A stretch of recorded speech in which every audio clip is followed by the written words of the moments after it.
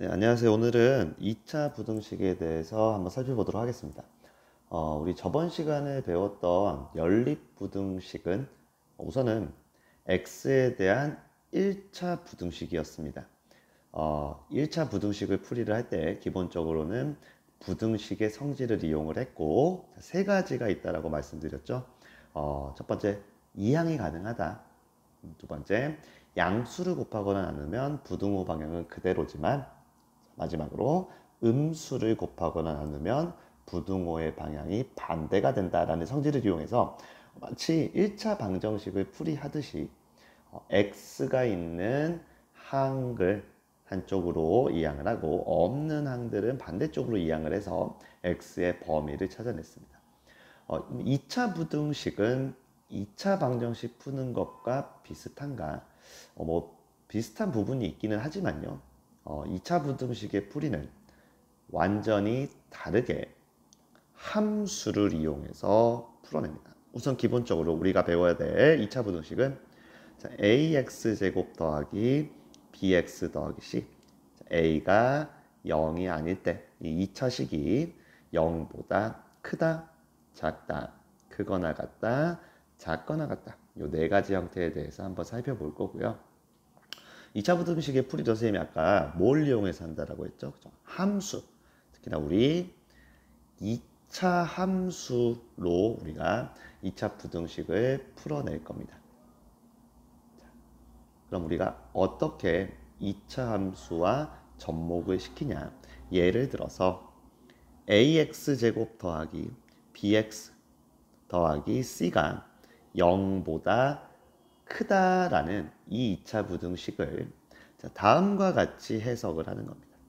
y는 ax제곱 더하기 bx 더하기 c라는 2차 함수가 y는 0이다라는 x축이죠.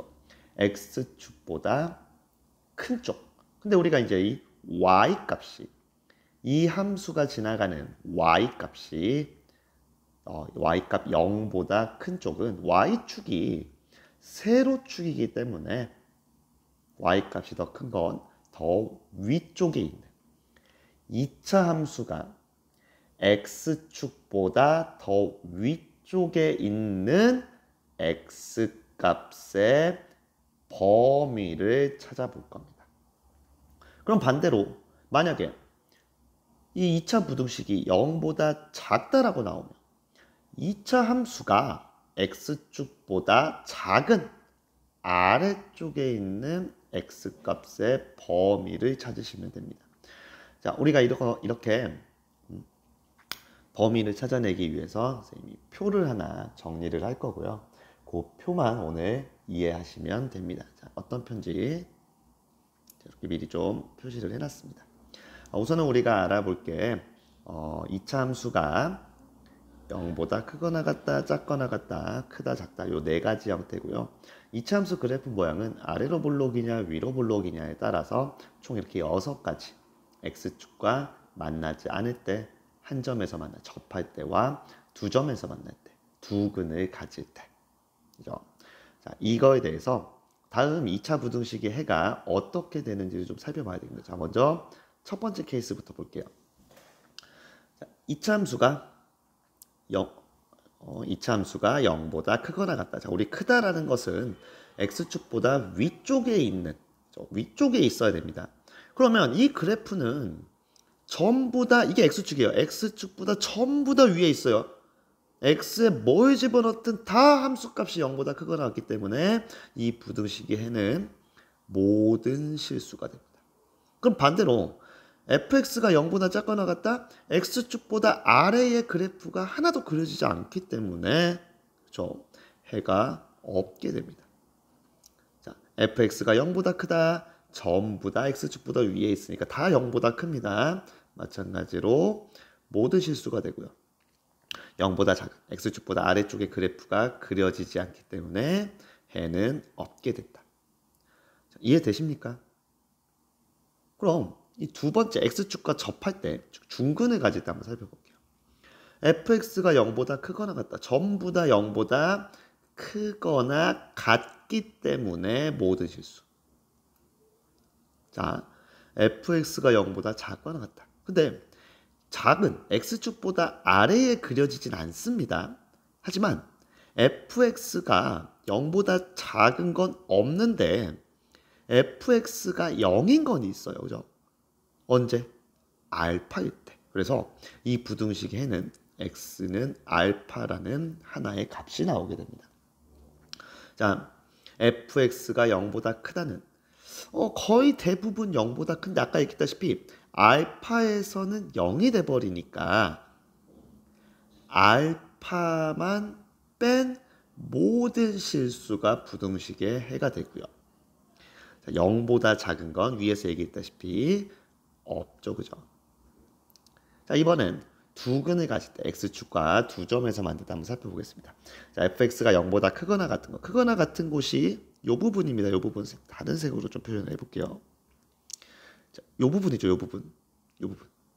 그럼 요 부분에 해당하는 x의 범위는 알파보다 작거나 같다. 또는 베타보다 크거나 같다라고 나옵니다. 자, fx가 0보다 작거나 같은 쪽은 요 부분이죠. 요 부분. 요 부분 아래쪽에 있는 거. 그러면 알파부터 베타까지의 범위가 나오고. 그럼 똑같이 0보다 큰 쪽이 아까 선생님이 여기라고 얘기를 했으니까 x가 알파보다 작다 또는 베타보다 크다. 그럼 0보다 작은 건 알파와 베타 사이가 되겠습니다. 자, 이해되시나요? 그럼 결국에 이 아래 위로 블록한 이차함수 그래프 모양에서도 똑같이 적용을 시킬 수가 있습니다. 볼게요.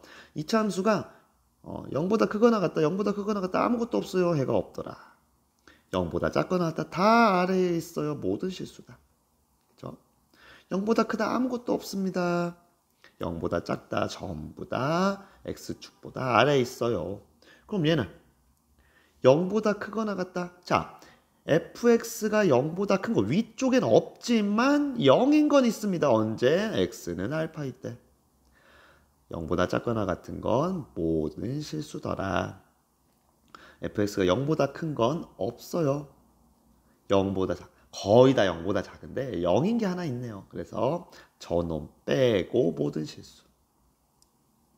그럼 이 경우엔 두 점에서 만날 때, 자, 0보다 크거나 같을 때가 이 부분. 알파부터 베타. 0보다 작거나 같을 때는 이 부분에 해당하는 x 값의 범위는 알파 이하 또는 베타 이상이더라. fx가 0보다 큰 이 부분, 알파와 베타 사이. 0보다 작은 건 이 부분, 알파보다 작다 또는 베타보다 큰 부분이더라. 자, 이렇게 6가지 그래프에 대해서 총 4가지 2차 부등식의 풀이를 여러분들이 꼭 알고 계셔야 합니다. 근데 실질적으로 우리가 사용하는 건 요거예요. 자, 요것만 알면 돼요. 왜냐면 뭐 굳이 위로 블록한 것까지 알아야 되냐. 자, 예를 들어서 마이너스 x제곱 더하기 4x 마이너스 3이 0보다 크다를 풀면 얘는 이제 최고차항의 개수가 음수니까 위로 블록하죠. 그럼 내가 요 오른쪽의 내용을 알아야 되는 거 아닙니까? 하지만 마이너스 1을 양변에 곱해주면요. 0보다 작다. 자, 이렇게 아래로 블록한 이차함수 그래프가 되니까 우리 아래로 블록한 것만 알자. 두 번째, 그럼 풀어보면 자, 인수분해가 되죠. 두근을 가지는 거예요. 그러면 0보다 작은 걸 한번 찾아봅시다. 여기 있네, 여기. 0보다 작은 거 여기 있죠. 그죠? 0보다 작으면 알파와 베타 두근의 사이 범위가 나옵니다. 이렇게 어떻게? 이렇게 두근의 사이. 만약 0보다 크다 했으면 0보다 크다 했으면 여기 있지. 그치? 바깥 범위. 작은 거보다 작다. 큰 거보다 크다. 이런 식으로 해서 우리 최고차항의 개수를 양수로 만들어서 풀기로 하고, 만약에 2차 부등식이 0보다 작으면 두근이 있다면 두근의 사이, 만약에 0보다 크다면 두근의 바깥, 작은 거보다 작고 큰 거보다 크다라는 x값의 범위가 나온다. 그럼 만약에 인수분해가 안 되면 어떻게 해야 돼요? 얘네들 그래프 모양을 생각을 하셔야 됩니다. 자, 2차 부등식 풀이 오늘 여기까지 하도록 하겠습니다.